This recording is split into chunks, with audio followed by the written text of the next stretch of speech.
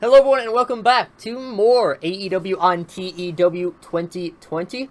Just, I believe it's 3 weeks away from our Full Gear pay-per-view.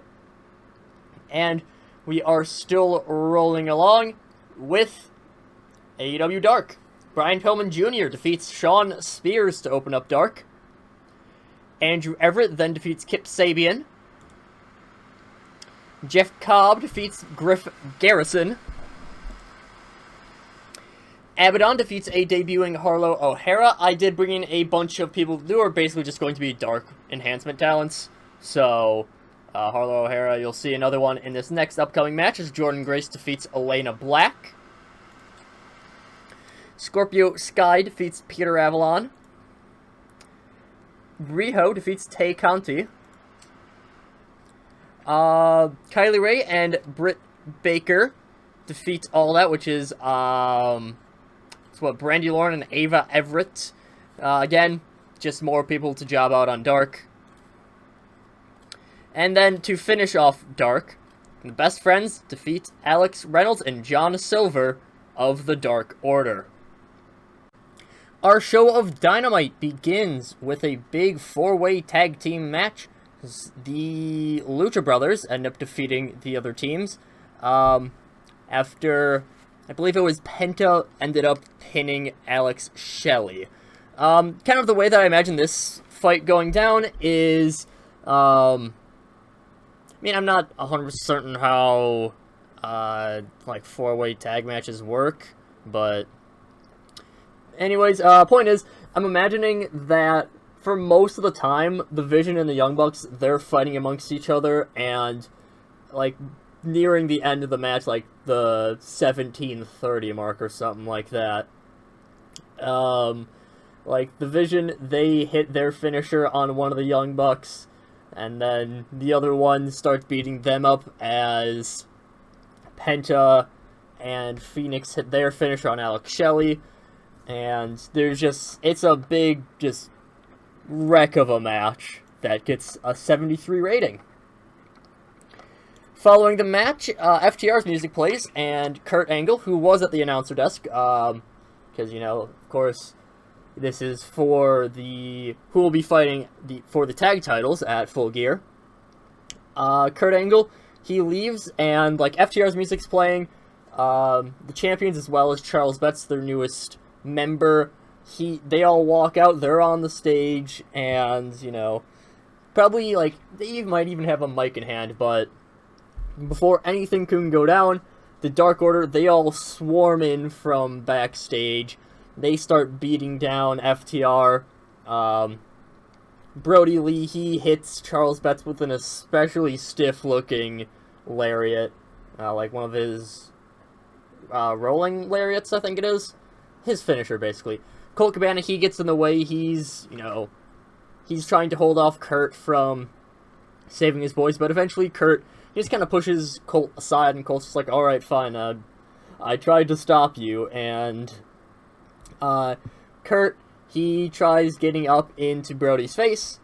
Brody is just like, I'm not having any of this. Another clothesline. Lee, he holds up his title and says that this is mine. 58 rating. I am imagining that it's the entire Dark Orders here, not just, Brody Lee, Evil Uno, Stu Grayson, 8. 10, 5, Alex Reynolds, John Silver, even Jay and Tay are probably all here. It's everyone's of the Dark Orders here, and that's why they can really, overpower FTR so easily. After this, Nathaniel Murphy gets a surprise win over Jeff Cobb. Doesn't say on there, but he got a roll-up after Darby Allin attacked Jeff Cobb. After costing Cobb the match, Darby Allin, he's waiting in the ring, Murphy's waiting with him, and, they're expecting Ricky Starks and Brian Cage to come out, and they don't take too long. They rush to the ring, they start beating down Darby and Murphy when the Best Friends music hits, and they come in to help the younger performers.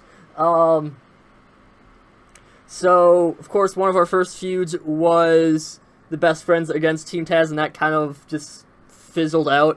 That is mostly my fault, but trying to somewhat bring it back. give it more of a resolution. I'm still definitely work in progress with writing stories and actually finishing them, having them end off on a good note. Very much a work in progress, something I recognize, so a little bit of trying to right some wrongs, almost, and come back to a story that kind of just fell off. After this, there's a vignette of Private Party and SCU. They're on a cruise ship this time. Private Party, they're doing their same shtick with the Godfather. Kaz and Daniels, they're looking real pissed off. Godfather, as he's basically always been doing, he approaches them and is like, come on guys, why don't you want to party, all this stuff, and they're not having any of it, but eventually, Kaz and Daniels, they're like, alright, you know what, fine, while we're here, since we're on the boat anyways, we might as well take the whole cruise back down to Florida, so, now, presumably this is for Full Gear. Don't worry, I do have something planned for this. This is basically epitome of a mid-card / undercard feud, but I need to work on those, so it's something. After this, Casino Battle Royale is announced. We are doing 21 men, 21 women. The game doesn't actually allow for this, for it to be 21 man, so basically what I'm doing is I'm doing a 20 man. There will be someone, one of them won't actually be included in terms of the gameplay, but they will be included in terms of like how I write out the story for it. So Full Gear, the way that's going to work is winners will get a title match at Revolution. There still can be title matches in between there, but it's a guaranteed title match for the next pay-per-view. After this, Ace Austin and Sammy Guevara pretty easily beat down Strong Hearts, Tomahawk TT, and El Lindemann.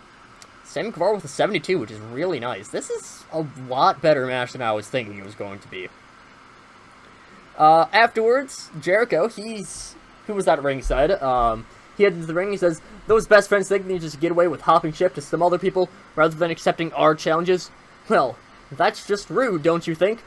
Don't think I haven't forgotten about Ace's initiation, Cassidy. And you, Chuck, Trent, you're just going to ignore the rest of us trying to punch your lights out? Well, I'm not going to let that happen. I might only be in the Casino Battle Royale, but I can for sure make sure that I win, still have enough energy to help my boys pick up wins over you. Taz, me and Cage have teamed up before. How about next week, me and Ace join your crew, and we beat the shit out of those happy-go-lucky idiots. So, next week, Jericho, he's planning to team up with Team Taz, him and Ace, to go up against the best friends, as well as Darby Allin and Nathaniel Murphy. As well as Jericho also announcing that he is the first member in the Casino Battle Royale. We don't know what order he'll be in, but he's in the Battle Royale. MJF then defeats Chris Bay. And Tenille Dashwood, Deonna Purrazzo, they were at ringside. And MJF, he demands a mic. Tenille gives him one. And MJF just says, today we have seen a tragedy in our midst. MJF, the most important and the best wrestler this company has, was relegated to a simple battle royale at Full Gear. Someone of my caliber should be main eventing against the haughty god atop his throne, Jon Moxley, but instead, I'm at a battle royale. Well, I don't really think it matters.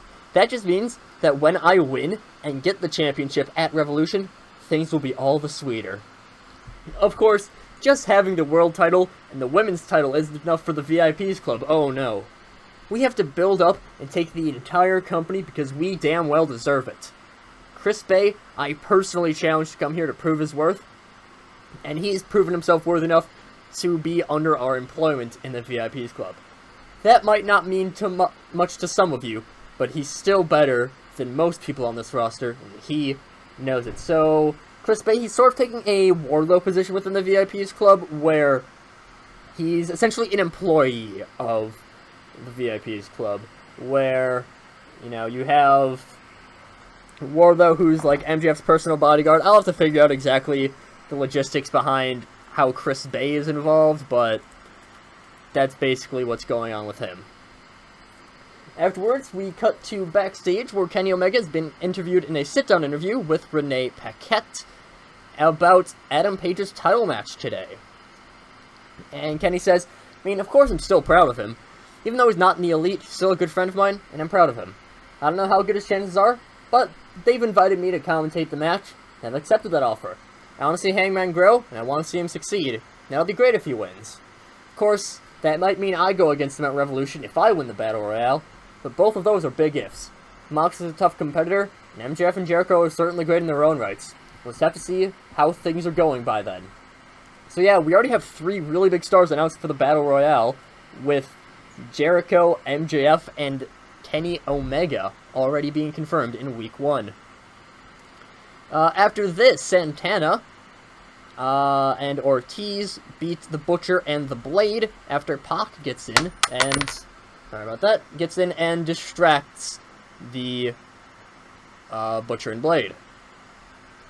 And afterwards, Pac, he starts beating down Butcher and Blade. Santana and Ortiz, they kind of hesitantly join in. They're like, alright, sure, why not? Kingston, who was at ringside, he comes in, he starts fighting down Pac, and eventually Pac does end up getting the upper hand. Lucha Bros, they come out, they talk with Pac. They're, like, discussing some things, you know, more arguments-y, I guess. And then as Pac is distracted, Eddie Kingston comes up behind him, hits him in the back of the head.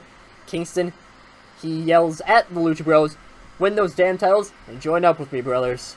So, yeah, Pac and Eddie, they're still continuing their feud over the Lucha Bros, who are going for those tag titles at Full Gear. So, interesting to see how things will go out, and more disappointing than I thought.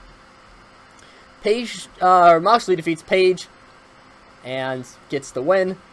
Afterwards, Kenny, who is at commentary, he leaves, and he's ready to just completely leave the stadium. When Miroslav, he plows through, he kind of like nudges Omega aside, and Miro, he beats down Moxley and Paige pretty easily. They just went through a 20-minute match, and Miro's perfectly fresh. Bandito comes out, but Miro pretty easily counters him. And Kenny's just watching this beatdown happen, and eventually he just leaves. He's just not going in to help Paige. He's not going in to help Moxley. And eventually, Miro, he stands tall in the ring. He picks up Moxley's belt, holds it up in the air. Show goes off. And we get a 74. Pretty good. I'm definitely a lot happier with this show than I was with the last one. Last one, I was admittedly rushing a little bit. But this one, I'm real happy with how this show went down. So, we'll be continuing our way to Full Gear in the next episode.